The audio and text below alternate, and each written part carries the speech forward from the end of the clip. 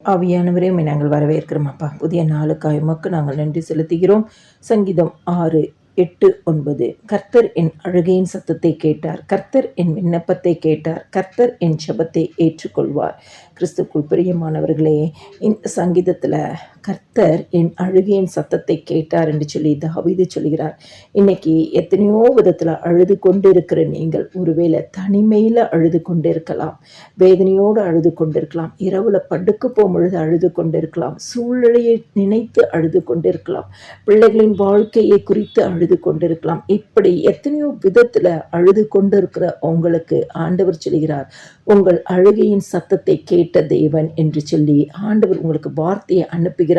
கர்த்தர் உங்கள் விண்ணப்பத்தை கேட்டாராம். விண்ணப்பம் என்று சொன்னால் நீங்க கர்த்தருடைய சமூகத்துல எதெல்லாம் அறிக்கை செய்து, ஆண்டவரே இந்த விண்ணப்பத்தை கேளுங்கப்பா என்று சொல்றீங்களோ, அந்த விண்ணப்பத்தெல்லாம் கர்த்தர் கேட்டாராம். உங்கள் ஜெபத்தை ஏற்றுக்கொண்டாராம். இந்த காலை வேளையில 3 காரியங்கள் கர்த்தர் உங்களுக்கு சொல்கிறார். உங்கள் அழுகையின் சத்தத்தை கேட்டார், உங்க விண்ணப்பத்தை கேட்டார், உங்கள் ஜெபத்தை ஏற்றுக்கொண்டார். இந்த நாள் இந்த வசனத்தின்படியே இயேசு கிறிஸ்துவை விசுவாசிக்கிற உங்களுக்கு ஆண்டவர் நிறைவான பதிலை தருவார். துக்க நாட்களை மாற்றி சந்தோஷத்தின் நாட்களை கர்த்தர் தருவார்.